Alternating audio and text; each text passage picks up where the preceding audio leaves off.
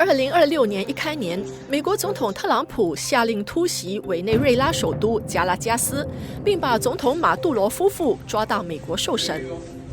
国内的政局不稳定的情况之下，特朗普会用美国的主动的力量来去介入，来确保美国的利益。这场美国自1989年出兵巴拿马以来，对拉丁美洲展开最大规模的军事行动，行径之高调引发世界关注。特朗普究竟想要什么？美国司法部指控马杜罗领导太阳集团大量向美国输出毒品。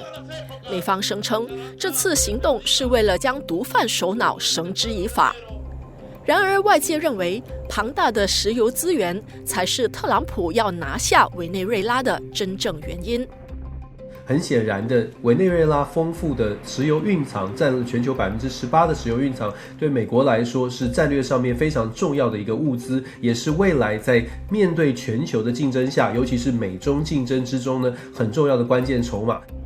值得观察的是，委内瑞拉跟中国之间的石油贸易很多，中国也高度的依赖委内瑞拉的石油。美国掌握了委内瑞拉的石油之后，它会不会截断委内瑞拉对中国的石油的出口？如果截断了，那么美中之间还要不要继续谈下去？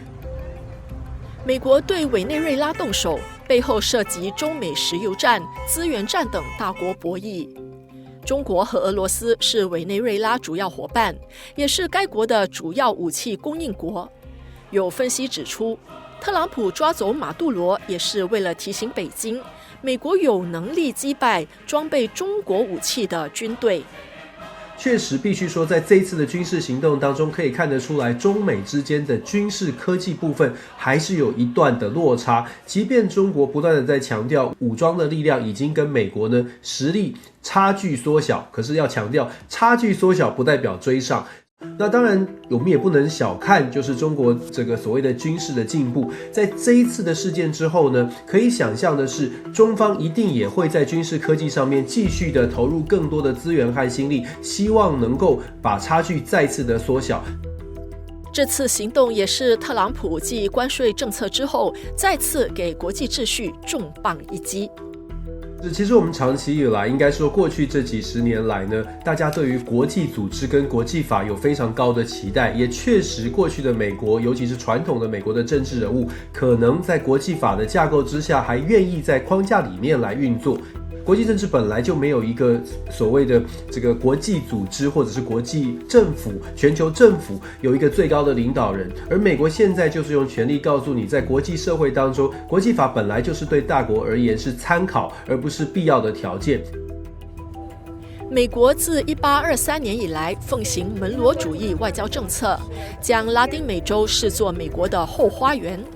然而，这座后花园也为特朗普带来棘手的移民问题。特朗普认为，委内瑞拉蓄意让犯罪分子进入美国，动摇美国社会稳定。